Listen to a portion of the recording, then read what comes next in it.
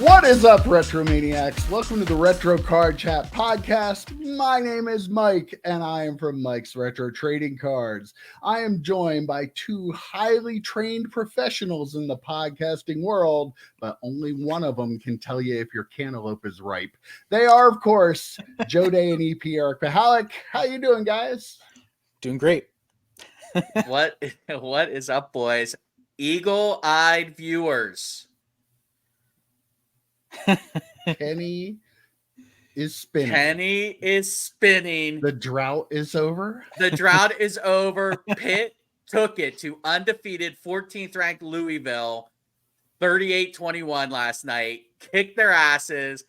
I was hooting and hollering. I was screaming. The refs tried to win it for Louisville. They really did. They were working hard, but Pitt persevered. All the world against them. We persevered. I sang the alma mater at the top of my lungs. I can do a rendition for you boys here. Should I start now? Absolutely. Alma mater, wise and glorious, child of light and bride of truth, over fate and foe victorious, dowered with eternal youth, crowned with love of son and daughter, thou shalt conquer as of yore. Dear old Pittsburgh alma mater, God preserve thee evermore. Yeah, that was so good. We're gonna get a copyright hit. Yeah, we probably are. He's just gonna be like, oh no, I'm gonna have to cut that whole part out. There's gonna be this I start saying alma mater wise, and then it's cut. It comes to this. But yes, I was very excited. There is a special treat for the viewers and You're listeners welcome. this week. You are welcome. Joe Day's singing. Whew, how are you doing, EP? Anything I'm not doing nearly as great as Joe. I mean, I'm doing okay. I'm having a pretty good day, but Bloomsburg alma mater right now, baby. I can't hit us up. I can't sing it. I don't even know the words, but no, sorry. Wow. I literally have tears in my eyes from the beauty of that. From the emotion. Wow. What a treat. What a treat. Wow. So Pitt won. Pitt did win. I got to tell you something else, though. I'm going to go on a little bit of a side tangent here. So Pitt has been on a winning drought. I know, right? Yeah, imagine that. Pitt had been on a winning drought. I had been on a buying drought recently. I hadn't bought it. You're not really a collector. You know, I see those comments all the time. Yeah. Oh, yeah, all the time. So I was going to buy this card for my birthday. I got outbid for it. It was ridiculous. I was heartbroken. So I went and looked for another card. And I don't usually like Kenny in Steelers uniform stuff. Uh-oh. Wow. Ooh, that's pretty nice. Very nice. So I picked this one up. It was obviously more expensive than a college uniform one. But out of all the big sets, like Immaculate, Flawless, National Treasures, this is the only set in those sets that have like actual photos. This is like the most retro type card for us because it's an actual photograph. It's from his first start where he got his ass kicked by Buffalo, but it's a very cool card. Just real quick story about this card though. The guy who I bought it from on eBay bought it at the height of when that set first came out. It was after Kenny was doing really well in the preseason. Paid like $300 more than I paid for it from him. Ended up losing some money. I bought it. The next two went for like 150 less than I paid for it. So all I'm saying that is a warning to everyone out there. We've been saying it for years at this point. Don't buy into FOMO and don't put in tons of money in unproven quarterbacks, no matter how amazing they look spinning in toy form. You know, you gotta be careful out there. Shit's too expensive. I mean, I feel like the fact that you bought one and now you're letting the world know will probably bump the price up on it. Oh, well, huge. I mean, huge. Yeah. I like one of the people that we're going to talk about today. I'm going to try and pump so I can dump, right? So I'm going to try and pump this up so I can then dump it, obviously. Very good. I like the gold signature on that card. It's pretty awesome. That's it's pretty cool. I mean, it just matches perfectly. Mm-hmm. Could Yeah, you imagine really if he nice had card. this type of card in a pit uniform? I'd have 20 of them.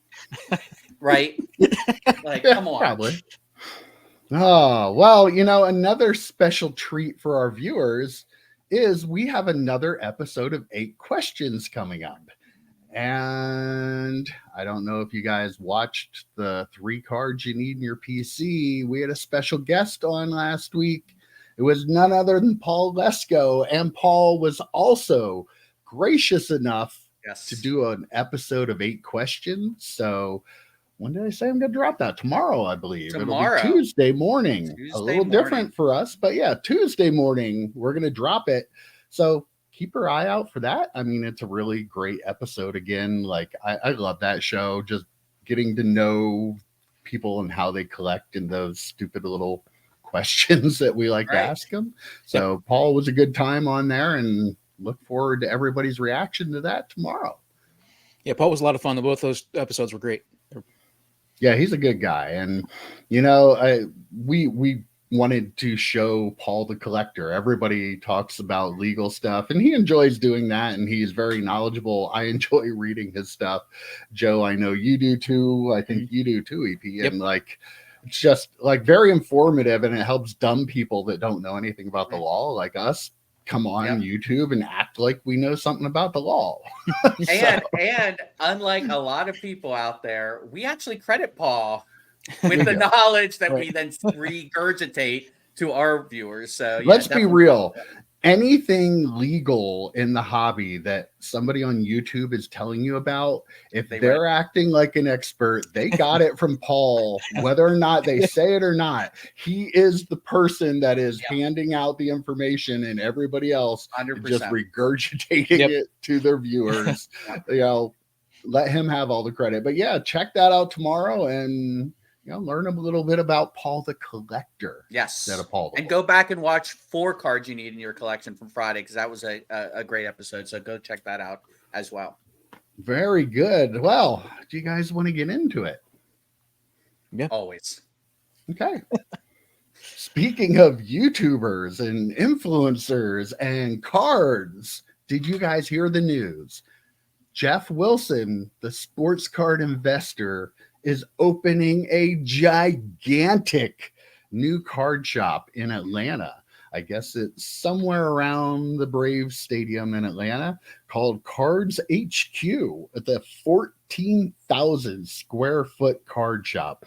He has all kinds of vertical cases. Did you see the vertical cases? I did see. They were pretty cool looking. Yeah. They're going to have break rooms. It's going to have a kids trading area. It's going to have a sports book style lounge in it. It's going to have a breaking arena where they're going to do breaks with actual people, at least in theory, people watching the breaks live. It's supposed to be a virtual 24/7 card shop. You're you and I and EP, and we can all go online and peruse, go through the 50-cent boxes that he says he's gonna have, right? Did he actually say he was gonna have he those? did say it. Absolutely. No, yeah. I call horseshit on We'll that. get into that. But yeah, I guess he sinking $3 million into this. What do we think? Is this gonna be hobby changing? I'm gonna defer to EP. He's a big Geoff Wilson fan, so I'll let him. A stan, if you will. I am not. But I don't dislike him though either. I don't either. This is really ambitious. That whole thing is ridiculously ambitious. I don't the 50-cent boxes, looking through those online. That again, first off, I don't know if you can look through those online, but I did see somebody comment about, I'm sure you'll have a lot of 50-cent and dollar boxes. And he said, yes, we're going to have everything. So I found that encouraging. 14,000 square feet. They better have everything. You're literally have everything that's available. I mean, a lot of it's tied up in breaking and the break rooms and stuff. Right. Again, that stuff's ambitious, and the have an arena with a crowd that's going to show up to watch. I mean, he's relatively popular, so I don't know what his fan base is in Atlanta. Maybe that's where all of the people are. Who knows? But I mean, I feel like if we started a card shop, we'd be promoting it on our YouTube channel as well. So I don't begrudge him that, but it is wildly ambitious. Like, it is probably a little over the top. Joe? $3 million. I wish I had a wife that could give me $3 million to open up a card shop. You have no proof of that. Yeah, right. Breaking news. I don't hate it. I mean, everyone. I assume everyone would assume I would hate it because it's Geoff Wilson. I thought so. Because you're Joe Day. Yeah. Well, yeah, I hate most things, but with reason. I mean, come on. EP again, glass half full kind of guy, glass half empty guy right here. I don't hate it. It is EP. That's a great word. Ambitious. I don't 50-cent dollar cards. I was actually going to make a comment. I didn't know that. I was going to make a comment that the reason that I don't feel like someone like Card Collector 2 will ever like go out of business is he kind of has a better idea of the business a little bit from the card shop perspective, where Geoff just feels like a personality who also has cards. So like, I don't know, like the people, and I will say, and we've talked about this before, sometimes the delivery of the Sports Card Radio guys, I was not a fan. I watched their live stream about it. I was not a fan. They were kind of taking, well, the one brother was kind of taking personal attacks on their investors, and that was off-putting to me. Like, you don't know their lives. You don't know what they didn't really know anything about them, but they were right. Still they were, yeah. That's just from how they looked. That drives people crazy. Yeah, yeah. Just from how they look too. I mean, they look like card collectors to me. So like. Yeah. Whatever, they're the brains behind the actual shop, I think. So hopefully they're good at doing what they're doing.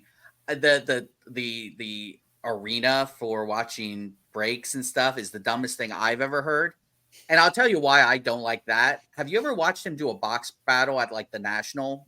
3 people show up maybe, and I think all of them are his kids. Like, there's never anyone actually watching. Who goes to a card shop and be like, I'm gonna go watch a break in an arena type setting? I don't know. I think that part's stupid, but you've got to figure, and I'll EP has a counterpoint there. Okay. I have to figure most of the money that's made is going to be from the breaking aspect, I would suspect. Yeah. And I would suspect he is going to get a massive allocation from Michael Rubin, from Fanatics. He was already in one of their products.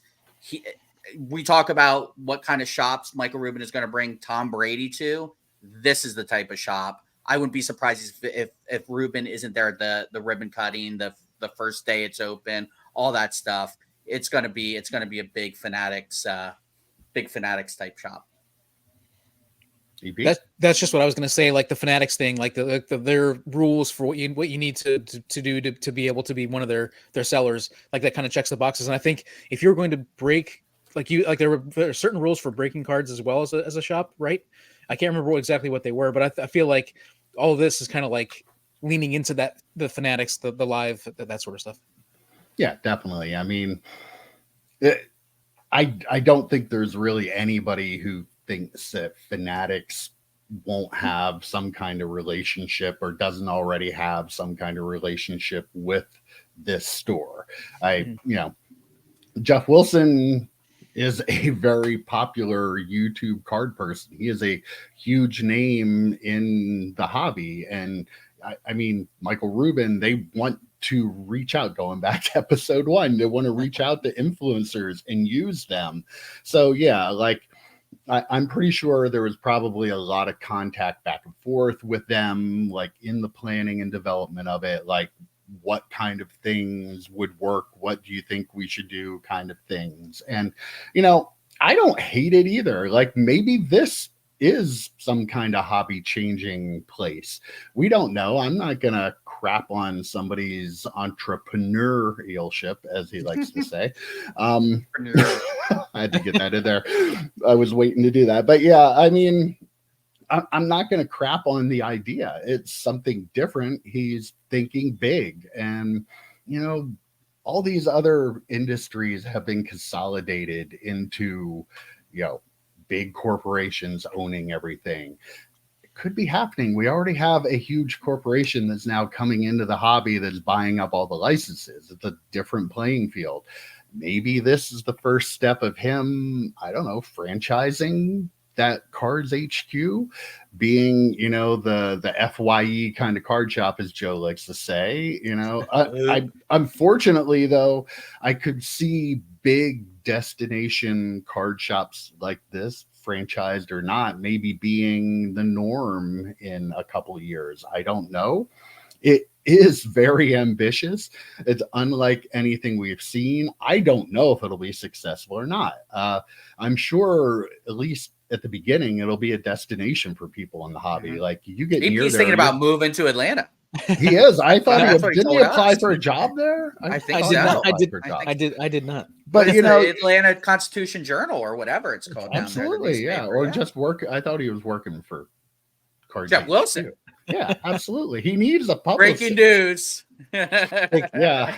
This also seems like the kind of place where, like, Topps wants to do their shows. Like, this is the kind of place where they're going to do those shows, right? Like they could actually. I'm sure have they'll the entire have big show events. Right there, yeah, you have Fanatics Live, and you can't tell me that breaking arena won't be, you know, heavily promoted on Fanatics Live. Like if there's, you know, a big card show going on, I wonder, like, if that area might draw the first big Fanatics card show. Like I feel like there's probably a lot of, you know, branches that are reaching out and intertwined with Fanatics here. And, you know, like you said, Joe, the breaking part alone, that will probably, you know, should subsidize a good part of this venture. I mean, pretty cool. Like you can like Geoff Wilson or not like Geoff Wilson, but, you know, he does think big. Like he's taken this hobby to a different place. We may not all like it, but like the kids trading lounge, that's a cool thing. Like he does do a lot of stuff like with his kid and with kids trade nights and stuff like that. And whatever you think about him, that's not bad for the hobby. That is cool. And I like that part of it. Well, let me stop you there, Mike. I agree with you about the kids lounge part, but it's also smart business because number one, kids are walking around with cards that we could never have afforded when we were that age.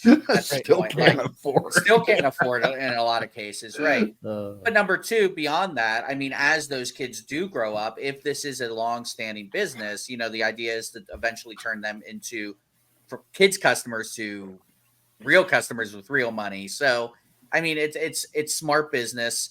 Can we talk about the vertical cases? I need to see the photo. I haven't seen them, so I'm trying to imagine what they actually look like.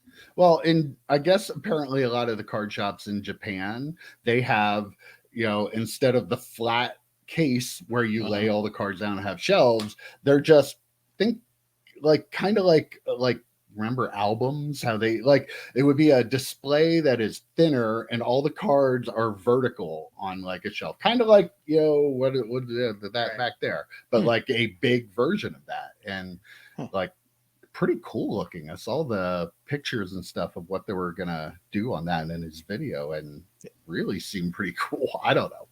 That's smart. I mean, that's more like space effective. More space, right? Yeah, I mean, makes sense. And he did say he's going out and buying collections. So I mean, I still don't believe he's going to have like a massive 50-cent dollar box presence in his shop. I could be wrong, but again, Sports Card Radio, I'll agree with him on this. I mean, it's going to be, people are going to be bringing a lot of crap to try and sell. I mean, Mike, you owned a card shop for years, you know. I mean, people are going to bring you their crap, try and sell it. And then they'll find a box in their closet, think it's worth $1,000. It's worth 50 cents. Bunch of idiot Topps baseball. That's every card shop though. Every card store owner. So like they kind of made like they were saying that, and I'm like kind of chuckling because I have very specific memories of that. But like that just kind of goes with. And he's not going to with any of that. Yeah, probably not. There, he's not. He's not going to be working the floor. Not going to be Mike behind the counter at Mike's supper desk every day. Right. He's going to be filming his show. He's going to be, at the Breaker Arena or whatever. He's not going to be actually doing any of the working at a card shop thing. And that's the other thing that Sports Card Radio said. Working at a card shop sucks. I work for you part-time. I didn't think it sucked. I would go to the flea market with you. I didn't think I enjoyed it. So I completely disagree with that. But again, Jeff's not going to be working at the card shop. Like he's going to be working at the card shop, right, but not working but he's at not, the card shop. Right, Yeah. exactly. He's going to be meandering around. He's going to be shaking hands. He's going to be the talent. He's going to be the talent. Well, exactly. the studio, he's moving all his studios there and yeah. everything. So yeah, he'll be there and recording content. I mean, that's what he does. Like, why wouldn't you? Like, there's nothing wrong with that. Like, he's like, him not being Mike behind the counter like I would have been is probably the right move. Like, you want the other people to get their hands dirty with that. You can be like the face of the company and do what you do and promote what you do. You're very successful and popular doing that. Again, whether you like it or not, that's just the matter, the fact of the case that, you know, a lot of people are going to go there. A lot of people like Geoff Wilson. I feel like it's going to be, they were like, you just keep doing what you're doing. Just do it in our shop.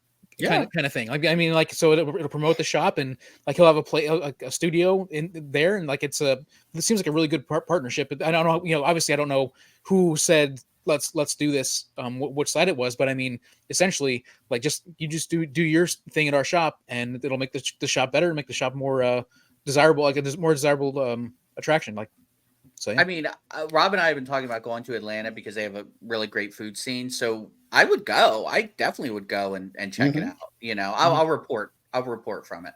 Yeah. I'll do you know, man on the street kind of thing. Expense the channel. Yeah. I'll send EP handles all that, right? EP. Yeah, he does. Yeah. That Drew. Send it to him, and he'll do what he needs. But yeah, I mean, I would definitely go to it at least once. Sorry, but I don't think I would, like, if I lived in Atlanta, I don't think that would be my local card shop. Like, that doesn't feel like a local card shop to me. That feels like you go in there once. It's kind of like the National, right? You go once, you don't have to go again. You kind of got the vibe of it, but you know, you prefer smaller shows. I kind of feel like that with Jeff's shop. I would probably go in once because the vibe of it, even though it's way bigger scale, the vibe of it reminds me of the card shop that's really close to my house that I don't go to because it's just not my type of shop. So again, I think it'd be a fun destination, but I don't think I would be like constantly in there. It's kind of funny though for you to say that, and I'm because the kind of stuff that you buy now, exactly, you're more likely to find at Jeff's shop. Absolutely, 100% at the local card shop. 100%. So, like, I don't know. It seems a little weird. There's the juxtaposition between me buying like $500 cards, but also not really enjoying going to shops like that. Yeah, it's I'm an onion, all sorts of layers, man, all sorts of layers. When we first started talking about this, though, I thought the same thing. Like, not exactly the same thing, but like I thought about it as like this is like I'm going to go to the Cards HQ. There's only like eventually if there's a franchise, there's like 5 of them in the United States. Like I'm going to go to the Cards HQ. It's like a trip you make every couple months maybe, or depending how close it is, or maybe once a year you make the trip to the Cards HQ, but it isn't your, like, there's not going to be one in every street corner kind of deal. But sure. It is something that maybe, like, again, like if there was one a little bit closer in Atlanta, like I might go to it, like a $3 million card shop. Like I'll go check it out. Maybe within 5 years there will be one everywhere. I don't know. You don't know for sure. This could be the first step of something completely different in our hobby. I would love to know the books. I mean, you'll never know. They're spending $3 million. I would love to know how much they're bringing in a year. Like you see a place like Layton, which is very, very successful breaker. They have an actual physical store as well.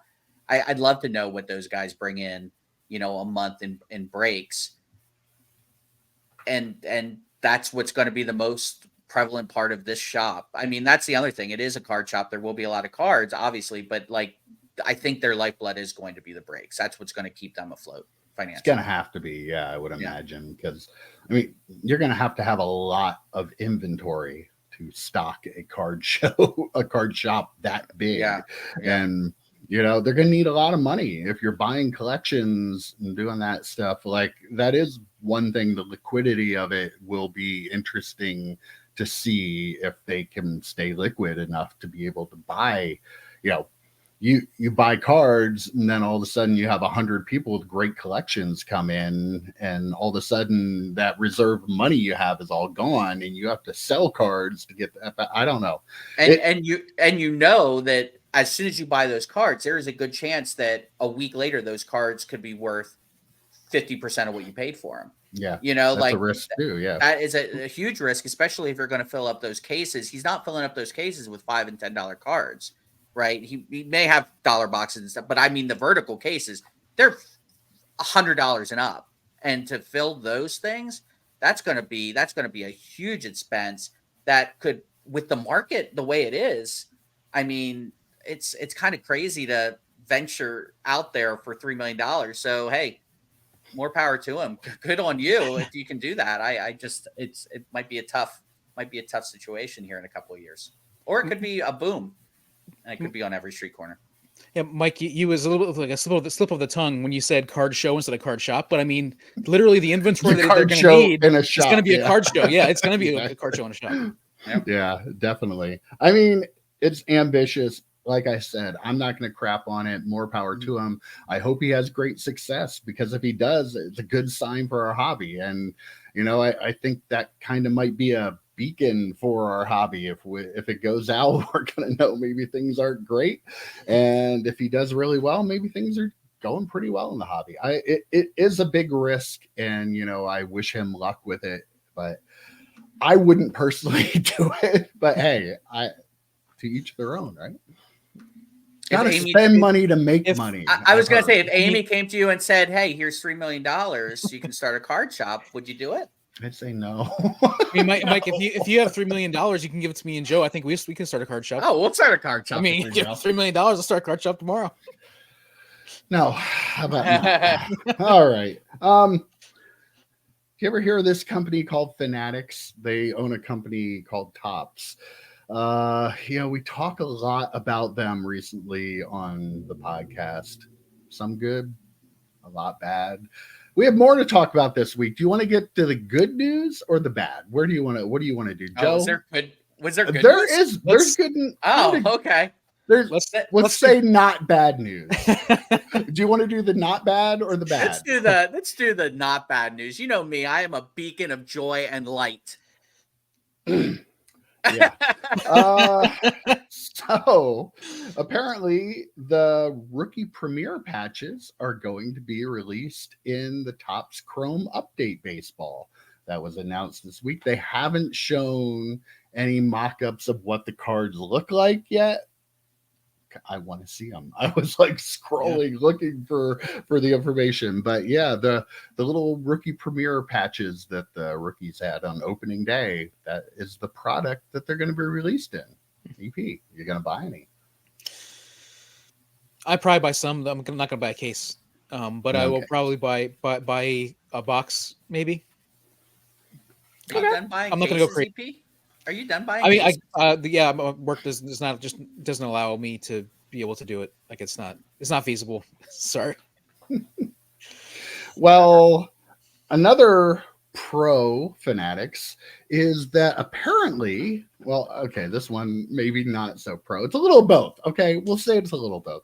But apparently that they have pushed back the release of Stadium Club to January of 2024 because of quality control issues. So we get on their case all the time about their quality control. Good, bad, indifferent, I don't know, but they're pushing back a product because there were quality control issues. Regardless of anything, it's a step in the right direction. Can we agree on that? It's at least neutral news. Right. It's trending toward not neutral, toward the good. Right. Yeah, definitely. I agree. Do you guys think that they found that somebody forgot to copy paste again, so they have a bunch of 101s? Like, just like, oh my God, again? We can't do this again.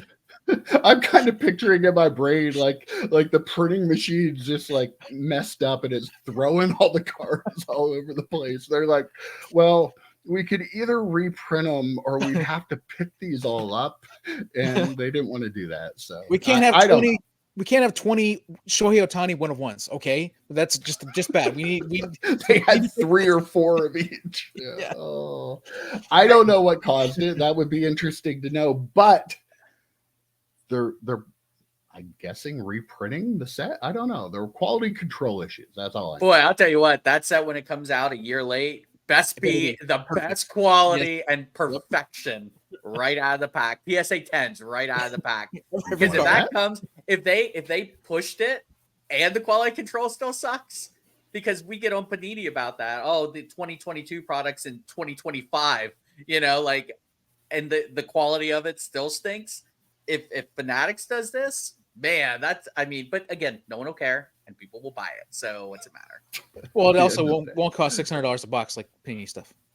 True. Well, when they bring out football, we'll see. I don't know. Okay. Well, that's the good news for the week. I don't know. It doesn't feel that great. Yeah, it doesn't feel that great. Let's start with Topps update. Apparently, all the sell sheets and stuff claimed that the new Topps update that was coming out were 24 packs per box. And when it was released, it was only 20. This made a lot of people mad. I saw Topps actually did have a response to it, and the response was that the same number of inserts and parallels and everything are still in it, and autographs. They cut the number of base cards. So they said your odds of actually getting them are now greater because they pulled those, which is true, although your odds per box are not necessarily greater. It really depends on how it changed. If it was something was 1 in 24 and now you get 1 in 22 packs, but you only get 20 in your box. Yeah. A little bit of double speak out of their mouth there that, people aren't really catching on that. Yeah, but if I buy a box, my odds might not be as good. My overall pack odds of getting them might be better, but you so took few 4 people packs away. So few people buy individual packs now. Yeah. Like it's a box world, mm-hmm. Right? And from what I understand, and you guys kind of rolled your eyes or kind of chuckled when I said about the difference in price between like football and baseball. There is a difference in price between football and baseball cards because a lot of baseball collectors like putting sets together, right? Isn't that like part of it? So if they're taking like base cards out of it and you're I guess reducing the size, are you reducing the size of the set, or are you just reducing the collector's ability to make the set because there are fewer base cards in it? You know what I mean? Like I think they printed fewer of each base. I don't think they cut the checklist any. So. Okay. Yeah, I believe that Topps, like, they produce a lot of Series 1, less of Series 2, and then even less of Update. I think that's a pretty normal thing.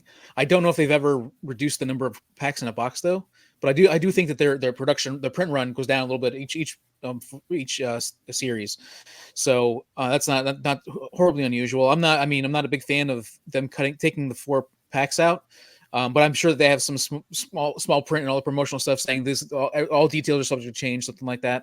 And so I mean, like, it feels kind of gross as somebody who likes Topps products. And if I was ordering cases and expecting 24 packs per box, and if you get a case of 12, that's 4 times 12. That's 48. That's 48 packs. That's a lot of packs. Well, that's a lot of cards. That's a good point. Yeah, but you're still getting hits out of it. I don't like. Are we hypocritical? We as collectors, there's way too much printed. There's too much base out there. Oh, blah, blah, blah. But now they're getting rid of some of it. Now people are complaining. Like, do we just like to complain? Is this really a big deal at the end of the day or not?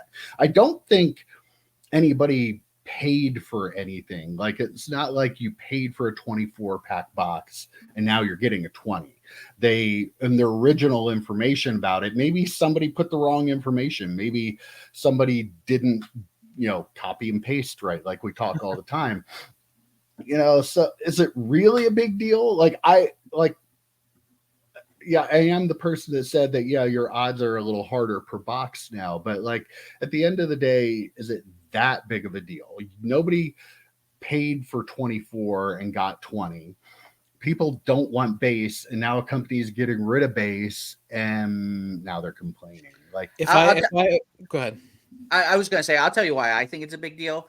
Like, you're in this lawsuit with Panini, right? You need to be perfect. I really do believe that. You need to. I see Amy brought you a coffee, by the way, Mike. I saw that little sneak over. I saw the sneak over at the Starbucks. I put my hand out. Yep, I saw it. Didn't even look, and I got it.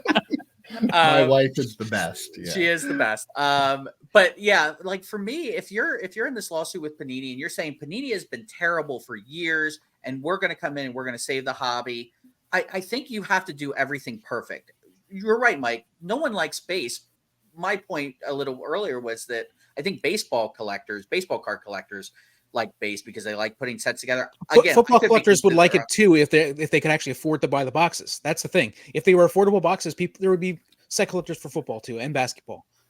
I really disagree with that, but you can put sets together of football now. I mean, like if you're comparing top Series 1 to National Treasures, sure you can't do that, but you can put a set together of Score, of Donruss Elite. Like there are sets out there you can put together, but it costs twice as much, 3 times as much. I think it's like $200 a box for the low end stuff now. We've been talking about Score and Donruss like it's still back in the pandemic prices. It's like $200 a box. You can put a set together. I just never. I mean, I do with some of the retro stuff as I go back and go through my stuff, but I mean, for the most part, I don't think too many football people are putting sets together or want to put sets together. I could be wrong, but that's more to Mike's point about people just wanting the hits, right? Well, that's a certain segment of the hobby, yes. But I mean, like my baseball, I've sold my Series 1 sets, and I'd be willing to bet that if Topps was still making football, if I ordered cases of that, I'd be able to put together sets of that and be able to sell sets of base. Like I think the price, even the $200, it's twice as much as it costs for a Topps box. And so if you're talking about buying at the case level, and so then do you think Topps football will be the same price as Topps baseball, or do you think it'll be more expensive? I believe they will be the exact same price. Yep. You think they'll be the same price? I think they probably maybe raise the price of baseball a little bit, but I think that for Series 1, they're not going to go overboard. I think the Series 1 is going to be like $150 a box, $100 a box, somewhere in that range. I mean, if they go more than that, I'd be shocked. I mean, that is the flagship, and they're obviously going to make a lot of money, but they're not trying to push like super high end stuff. They're trying to get people the base cards. They're trying to get people to collect, and that is the base level collecting thing. And to go back to the original point of this question from Mike, 48 packs. If I'm buying a case and I'm losing 48 packs, if I'm doing my case project, 48 packs is a ton of cards, and that would if I had bought a case of this, I'd be furious right now because like that's the whole strategy of the case project is building the sets and selling the inserts and grading some of the cards. And if you're losing 48 packs worth of cards, like that's 48 packs worth times 12. I think it's 12 cards per pack, 10 cards per pack. I mean, 10 cards per pack, 480 cards out of losing that many cards out of your case. That's more than a set. A complete set. That is, that's fair. I mean, I feel like that is a huge number in my opinion to lose, even though technically I guess you didn't lose it, but I'd be upset if I had bought a case. Do you think it's possible Fanatics heard that your case project was over? Probably. And they decide, now we'll go ahead and do this? Yep. EP, this is your fault. I'd say totally your fault. Yeah. I do agree with your point, though, your tangent point, though, that I think when they have football and basketball, I think the same sets will cost the same price across. I think we'll be kind of back to that. I don't think they'll be setting it on market value like Panini has done. Let's hope. But right. I mean, they already did Dutch auctions for stuff. So I mean, they hired a bunch of Panini people. I'm just saying. Like, I think you guys are too glass half full, both of you, that they're going to come in and the football. They paid a lot of money. I mean, they paid a lot of money for all of the licenses. I don't know. I wouldn't be surprised if football is more expensive. No, I mean, they'll have products of different tiers. Like they'll have different, more expensive products. But I feel like the top Series 1 is going to be affordable for all three sports.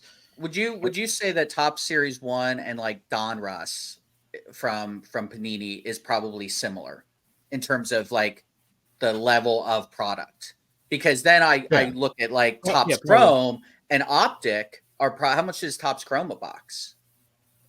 200. Yeah, like 200. I think they're 199. Yeah, I'm not sure what Optic is, but it'd be nice if there was that like balance between the two sports. The top stuff, the baseball stuff is way lower price than Panini. It is. Like, is it because of what's in it, or is it because of no? It's because of Panini's pricing. You know, Panini. Come on, they took advantage when things got hot, and stuff that used to not cost a lot, like shot way up. Now it's come down a little, but it's still way above what it should be selling for. So, yeah, that's why I dislike Panini so much. The bottom line, I do too. The bottom line is like they have priced what when I was a kid, when I got into this, it was opening packs, opening boxes, and that's my level of this hobby is because of that. And they have taken a whole generation of kids that can't do that because they can't afford it and their families can't afford it, and that is upsetting me. Like, do you say that? Yeah, we see kids walking around card shows again with Pelican cases. But if you got a kid with a Pelican case, he probably is getting a little bit of cash, probably help from his parents and stuff. But there are probably a lot of kids that were in my there family. Are still a lot of kids where, that can't afford to walk around with those cases with those cards in it. Yeah. But and another thing too, and I've said it all along, is like Panini and the distributors that they deal with have been in this all together. Like, Panini's distributors charge way above stuff. We did the Wednesday show last week. We went back to 1999. I gave you my wholesale price. Like, even if a product was hot, I might get an allocation of it, but my distributor sold it at a wholesale price. Now you have these mega distributors and they're just controlling the price. Always thought it was kind of fishy that Panini and the distributors, like Panini's price they sold it for on the website was pretty much the same as all the distributors. Like they might vary a couple, like $50 a box, but they're all the same price. How's that happen? I feel like they're talking about what to do, and Fanatics wants to get rid of them, and I think that'll be a good thing. I think they've identified that the distributors and the games that go on with Panini and the distributors have been one of the biggest problems in the hobby, because that's what causes everything to go up. You cannot get it lower. And then Panini can sell it for a ridiculous price because none of the distributors are selling it for low. The distributor is making so much money on it. And then Panini, with the stuff they sell direct, is making way more on it than they ever planned to. So, and Fanatics being very, very smart business folks, they realize if they cut out the distribution part of it, they can make more money too. They can raise the price and make more money on it, while we still buy it for way less than what we would have. Yep. So like, you can't, I'm not going to complain about that. I'd rather them make I wasn't complaining. I think it's great business. It's smart. But another thing that Topps is in the news for this week, the first Stitch jersey cards from Topps Update. They are the first jerseys that were produced for mass production of a player on a new team by Fanatics. And they even have a little sticker, the authentication sticker from MLB, and you can go on the website and it, basically tells you this is, a regular retail jersey. But a lot of people are like really losing their minds over this. I'll get your thoughts before I give you mine. EP, you're a baseball guy. How do you feel about it? And a huge Fanatics fan. How are these turds so upset about this when they've been getting crap patches in Panini stuff for how long? Like, how are people upset? I mean, and even Topps cards have a lot of stuff that isn't game used. Like, if you get a game used even from Topps, like that's a really cool thing. That's a special thing. Like this is not new. Topps has always put relic card of some kind in their base product, right? Like a non-game used relic, like a manufactured relic, like a plastic ring or something like that. I mean, and to be fair, the rings are usually kind of metal, but they're not actually a ring. And like this as much as I feel like this is actually kind of unique, and as far as a collectible, I realize it's not game worn and it's what we want, but it is a unique thing. It's a new unique thing. So I don't hate it nearly as much as everybody. Like again, like, oh, I just hate everything in the hobby. I'm never going to be like that. But I don't understand how people can be so upset about so many things. But it feels like it's something. So I feel like Topps is trying something out. It's a unique thing. The first time they're doing it, why not give it a shot? So that's my take. As an aside, I think Topps could really do anything at this point. EP would be okay with it. So I mean, wow. I mean, what's the matter? I mean, wait, what shirt are you wearing, EP? Jeez. Oh, okay. I wasn't sure. It looked like a Fanatics shirt there for a second. I don't own a shirt like some of us. That's true. Whoa, look at this. Shots fired. I shit on him. He's shitting on you. You can't shit just up. goes whoop. You can't shit up. Sorry. Yeah, that's your real town. Oh, wow. So I'll tell you why people are upset about it. I'll speak for the turds, I suppose, because we were sold a bill of goods, right? No, I'm like we're all laughing. We were sold a bill of goods. Still laughing about this shit up. All right, hold on. I'll take a minute. I'll take a minute. No, okay, go ahead, Joe. We're listening. You have our full attention. All right, Fanatic stands. No, they sold a bill of goods to collectors that things are different. This is not Panini's yard anymore. We are taking over. And sure, it's unique. Sure, it's something different, I guess. But like for you to crap on Panini in your lawsuit saying that they don't even have authentic jerseys and the fake mem stuff, and then to do it yourself, I don't know. Like, I'm not mad about it because I really don't care, but I can understand how someone would say, wait a minute, weren't you just bitching about Panini doing the same thing and you're giving us fake cards? Like, and I've lamented this, the three of us all have, like how a game used jersey is not worth as much as a cool patch in an expensive card. And it's stupid. It's stupid that it's that way, but it is. So, I mean, again, between that whole figuring Fanatics is, saying Fanatics is terrible, they should be doing better than Fanatics right now. At least when there's still some competition between the two, they should be doing better than Panini has been doing, is my whole point. And EP, they are, though, you'll love this, corporate synergy between Fanatics and apparel and Topps. Lots of synergy there.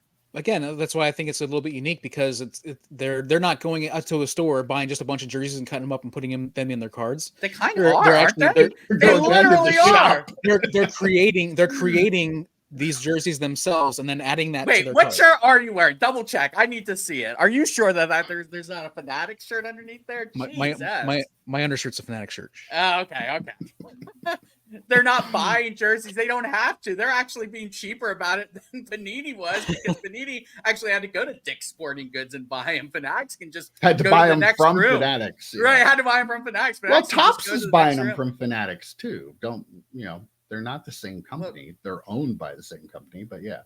So, there is a sale on the books for Fanatics of jerseys to Topps. Yeah. How it works in the corporate world. I get your point, Joe. I don't know though. Like I don't expect them to have game use stuff in everything. Like Topps is their lowest brand, the base brand.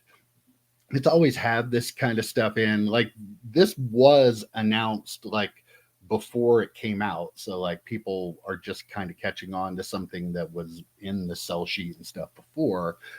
They're being honest about what it is. At least they're not, putting little words on the back, and like they're letting you know it's the first mass-produced jersey of that player.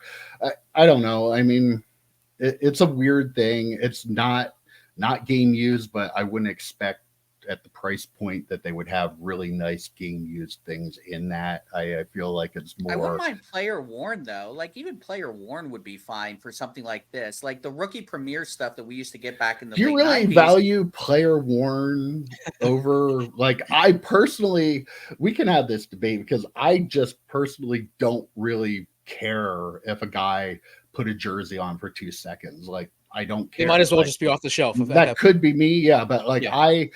In my own opinion, that means just as little as one they pick up off the rack. I don't care if he wore it in the game. That's cool. I mean, to I me, don't but generally care don't either. I'm just saying I can understand how like the level is, game used, player worn, no association. Like that's probably what the level is. Player worn was the no association for us back in the day. Right. Really. So like now we're kind of just like lowering the bar a little bit. So yeah, I've never liked player worn stuff. I don't think there's any difference. But I'll agree with EP's point from the beginning where he said, you've been buying this stuff for years from Panini. Why does it matter now? To a point, I kind of agree with that because we've talked about this so many times that like these jersey cards, I said they're cool looking, like the cool patches or whatever. They're cool looking, but they shouldn't hold a premium that something has that, beyond just a regular insert. Like there's this, oh my God, it's their official RPA. Well, okay, cool. It's got a piece of jersey and that has no association with that player. Some people it should just like be that, a cool though. insert. I mean, they do. I'm not saying I do or we do. We obviously don't, but some people do. Like, we've had Ziggy on the show and he's said, give me a cool looking patch over a little white piece of game worn any day. Well, that's what I'm saying. There are a lot of people that think that way. So like, I feel like they're probably not going to want to alienate everybody. Like there are still people that want to collect those things. Maybe people will see this and go, I like that. Wow, I can get that out of Tops. I used to have to get National Treasures from Panini to get that cool patch, and now I can get it out of base Tops. So I can kind of see what they're doing there. I don't really have a problem with it because they are upfront about what it is. And we talked about them putting the patches in the Chrome update. So they are going to do that stuff. I feel like if they give options, that's the problem with Panini. Like everything, it's just, off the shelf jersey. Like they gave up caring about spending money to put these game use stuff in their products. So the only thing that's not is flawless basketball. That's it. Like flawless basketball. Odd that that about basketball too. I watch. You are the basketball. You're the basketball expert now. No, I watch all the rips, baby. That's awesome. Yeah. But flawless basketball is game used. Okay, cool. Flawless football is not game used. Like there's some stuff that is game used and some stuff that isn't. Like some of the veterans, they have the game used stuff. Like if it's like a dual card or whatever. But for the most part, even flawless, like that's ridiculous. You're paying almost $10,000 for a box of cards, and most of the cards in there are patch cards. They should have some association to someone, right? Yeah. I mean, that's absolutely ridiculous. To your point, Mike and EP, I mean, this is coming out of a base low end product. I have less of a problem with it, but again, if you're Fanatics, you want to blow Panini out of the water. Like Pitt did to Louisville last night. You just want to crush them. So crush them by doing like some awesome stuff on the front end of it, and you can get lackadaisical, like I'm sure they will 5-10 years down the road. But from out of the gate, man, I really think they should be just crushing Panini with some of the stuff. I mean, I feel like this is it's not crushing, but I feel like this is a good move. I think that again, this is unique. And then like Series 1 had game worn, game used stuff in the entry level at Series 1, $100 a box. They had game worn stuff in there. They had game worn jersey patches, like not patches, but game worn jersey pieces. And like so, I have a couple that I saved that I didn't sell because they're really cool. I got Series 2, the same thing, and then this one. Again, entry level product, like $100 a box, I think is what it was. And to give something extra cool in this product is awesome. they have all these manufacturer patches, like Mike said at the very beginning.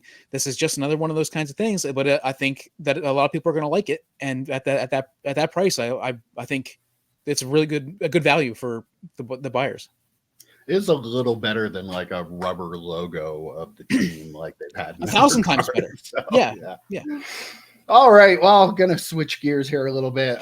Neo Cards and Comics had a video earlier this week that got the hobby talking. Northeast Ohio Cards and Comics. Joe, you know him well. I wasn't sure. Thank you. I appreciate that. Yeah, okay. I know you don't know Neo, but yeah.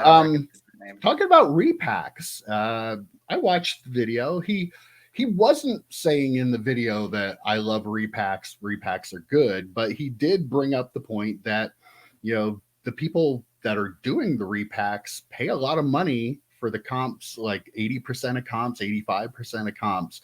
They buy a lot of cards from collectors at shows, from dealers at shows, and put a lot of liquidity into the hobby, especially at the shows and stuff. And, you know, our old friend Ziggy No had a video about it. Our friend Dustin, the sports card dad, had a video about it. So I thought we could take a little bit of time to talk about our feelings on it. I don't know if we really ever covered this before, but yeah, I think I'll start off that I think Neo really makes a really good point. They do provide a lot of liquidity.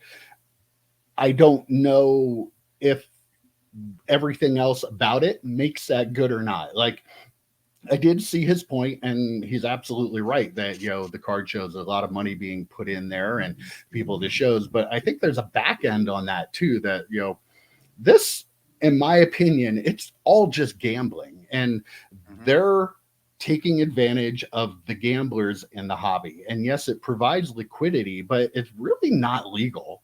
It's not legal. And someday, regardless of what the impact may be on the hobby, it's going to be regulated. Like the breaking, the repacks, I just can't see that our government, with how they like to get their share of everything, and now since they're getting so much of a share of gambling, how they're going to continue to allow this as like bigger companies come into the hobby.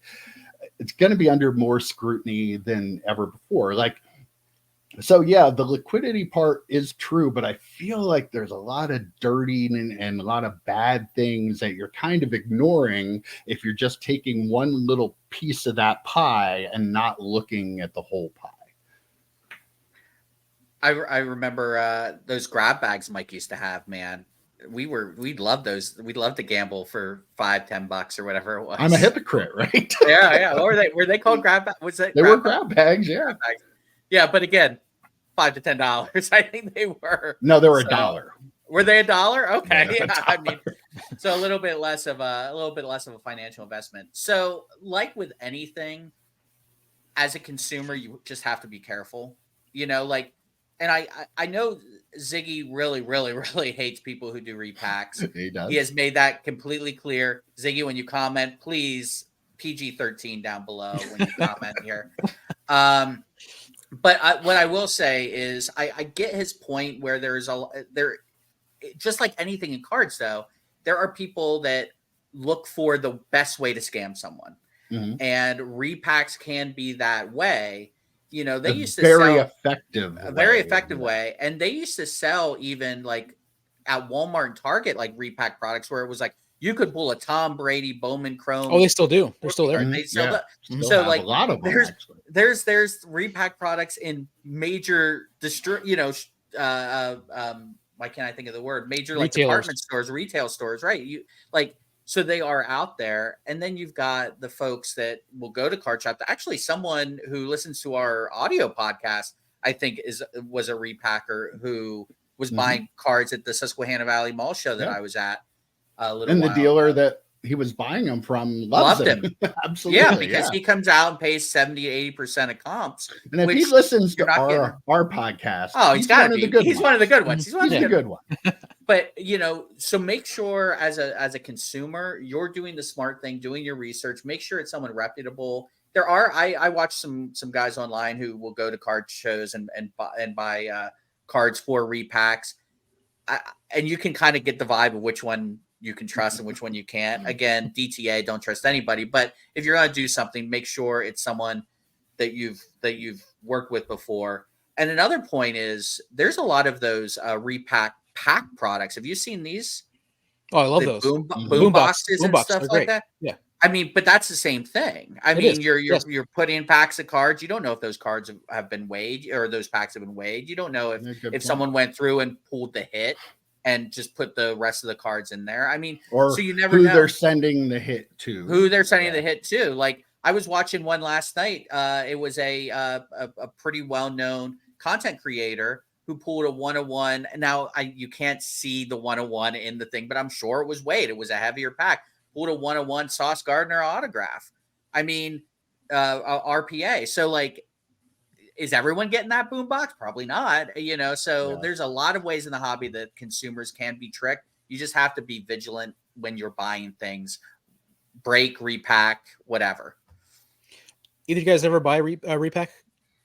No, I haven't. Okay, I've bought multiple kinds of repacks. And I got to say, I think the thing that we have to really talk about here is that there are tiers. When I think repack, I don't think of like when you guys are thinking repack, you're probably thinking these people who say, "Oh, you can get this Tom Brady card. We got this all these different like things that you can win based on buying these packs." When I think of repack is a very broad term. huge.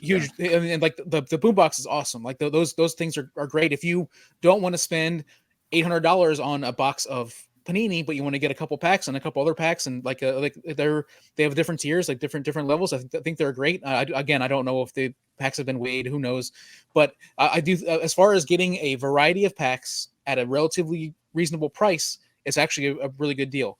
I bought other repacks that were I think it's called heavyweight breaks, and all it is just insert cards, inserts and parallels. And for a collector, somebody who just wants to see some cool cards, I think they were $10 a pack, and I got like three of them, and they had some really cool cards in there that I am not going to get rich. Like the bottom line is I wasn't trying to get rich. I wasn't expecting to get any Tom Brady cards because they don't advertise anything like that. They just say you're going to get a bunch of hits. Like that's all it is. And so I guess going back to Joe's point, stay vigilant. Like know what you're buying and look at it a different way. But to just say that repacks are terrible is really like I think there's so many tiers that are not terrible that I think you shouldn't put that blanket statement on a part of a certain part of the hobby. I think the terribleness increases as the price increases. Oh yeah, definitely. Right? Yes, 100%. Like the ability for someone to be terrible and will always be higher. Is always going to be greater for that. And who knew that EP was the degenerate gambler? And I mean, there's no gambling. There's no gambling. It's just getting cool. It's cool all cards. gambling. It's not like you're glass half full down there. It's just great cards. But yeah, it is gambling. Let's be real. But yeah, your point is totally legitimate that it is a wide range of things. And like, we always want to in this world, something is either this or that. There's no in between. And like when you have polls that are so far apart on this, you have to allow for a lot of room in between. Yeah. There's so much. So, they can, launder money through these things. Yeah. You can get rid of a lot of crap that is trimmed or faked or touched up or whatever. You can, give the hits to certain people that spend more money. All that stuff does happen and is happening. At the same time, you can sell some packs of cards to EP and he's perfectly happy. So we have to allow for everything. But yeah, the bad parts are really bad. And like especially people with addictive personalities that are in this hobby. Yeah, that's how many of us have, I feel like that's kind of why people make it okay. Like obviously, stuff EP's buying is not what is driving liquidity in the hobby. When Neo's talking about, he's talking about the people who are buying the cards and doing the higher end stuff. And like people put together their own repack product and then break it. That's a combination of two different gambling things. Like very Leighton does that actually. Thank you for reminding me, Mike. Leighton actually does that. They do they call it Sports Card Almanac. They do several different ones. Multi-sport, football, high end, low end, medium end kind of thing. and they'll break it, and then they'll do a live hit draft. So if you pick one, you get the Michael Jordan PSA 8. Yeah. But if you have picked 10, you get a Ryan Tannehill shield that's not worth a third. Legit, by the way, that was a legit card I saw in one of these. That's not worth a third of what you paid.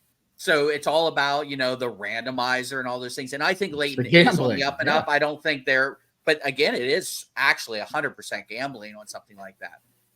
But we don't know. Maybe they don't even know too. That's the thing. Even if you want to be on the up and up, you're not totally sure about everything you're buying. Right. You're not sure if everything you're buying is legit. And I don't know. Like, there is another end of the hobby where if the liquidity and the money that is being spent at the card shows is a good thing to have in the hobby, you can't ignore when you do a video like the other ends of the hobby, though, of that person who is like constantly just going out there and buying this stuff and getting screwed over by it. Like, there's a lot of money taken out of the hobby by people who eventually go broke, have bad situations they get themselves into. And you can't talk about one aspect of it and just ignore others. So, like, go ahead. And I was going to say, and Ziggy, I'm sure you'll comment below, but Ziggy's a huge fan of breaking. So to me, there's this tough yin and yang of, breaking's not exactly always on the up and up either. I mean, Sports Card Radio does plenty of videos about breakers doing some shady stuff. So, I mean, and that's breaking is more prevalent, not screwing people over and breaking, but I think breaking as a hobby device is a bigger business than repacks are. I could be completely wrong, by the way. That's just anecdotal. I watch more breaks. I don't know a ton about repacks like EP does, but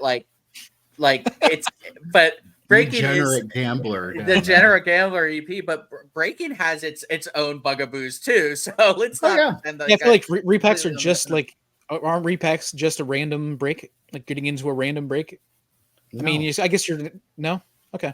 I think there's a difference between like me putting something together and something coming randomly packaged from a company. Right.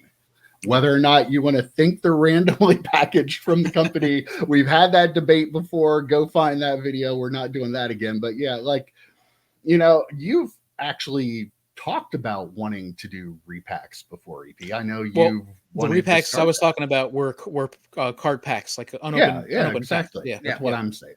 But like, it's something that you've actually thought about starting. Like, we've actually talked about that too, like as a channel, doing like, retro card packs and sending them out every month like that. So I mean, again, there's a whole wide range of this, a lot of good, a lot of bad. And like with anything else, like, know who you're buying from, do your homework.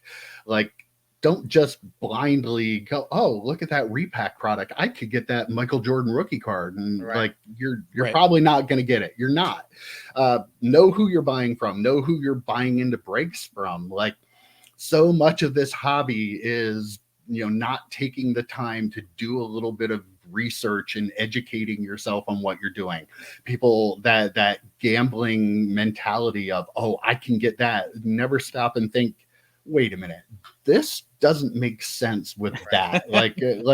or why is everybody going to get a card worth $50 when I'm only paying $40 for the, like, no, there's something up with those cards if you're paying less than what you're going to get in value. So, be smart, do a little bit of research. Don't be dumb about it. Educate yourself a little bit. Like, you can't always protect yourself from getting scammed. I got scammed on Twitter, and like, I felt like the guy I was good with, we've talked a lot, and like, then he ended up scamming me, and I'm like, I still blame myself a little bit though. Like, I decided to trust that guy and send him the payment. And, at the end of the day, it falls on me a little bit too. And a lot of the stuff that people get away with in the hobby are because people just don't do their due diligence. They just think, oh, that's a great deal. If it's a great deal, if your initial reaction is, oh my God, I can't believe that, maybe you should take a little bit and try to believe it on a different level. And I don't ever want to, say that the victim blaming or anything like that. But you have to take ownership of some of your own actions and responsibilities. And you have to realize, especially in a hobby like we're in, with decades and decades of evidence of scamming, I'm going to victim blame a little bit. I mean, you have to be smarter than that. You have to be more vigilant than that, like I said before. So I mean, learn a lesson. Yeah. Like Mike, you're never going to send someone a payment without, like friends or goods and services or however. I mean, you learned your lesson and you won't do it again. The problem is people keep buying these repacks and they don't learn their lesson and they just keep doing it. Take my money. Right, exactly. When you get one of those flyers in the mail, like the cardboard thing that says you want a free car or scratch this off, you can win a free car or something like that.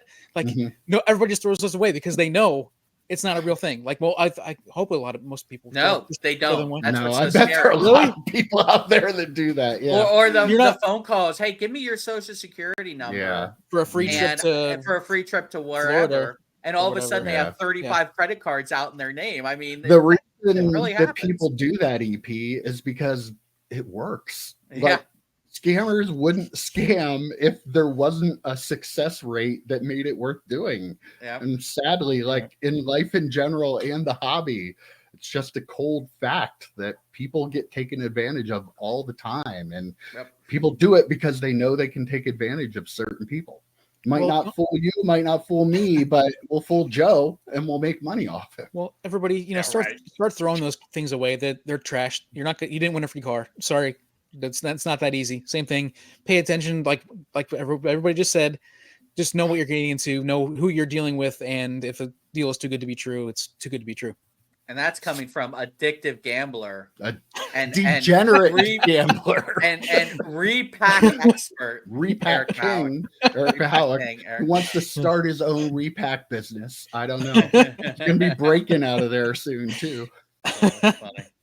Oh man, fantastic. Well, I think we'll wrap it up there this week, guys. A pretty good pack. By the way, Joe, in the future, when I refer to Neo, it is Northeast Ohio Cards and Comics. Can you make the connection? Nope, one out.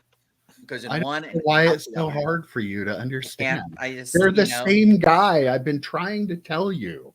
The guy from the movie. Wait, they're the same guy? They are. Neo and Northeast. And can I tell you something else? Sports Car Dad is also the personal finance dad. Whoa. Same guy. Oh my gosh. I know, right? How about that? I know they're related to Dustin, right? Yeah. I'm not even going to try and top that one. Just end the show. Yeah, we're going to end it there. Learn something new every week. But that's it for this week, guys. I will see you next week. Take care, guys. Adios.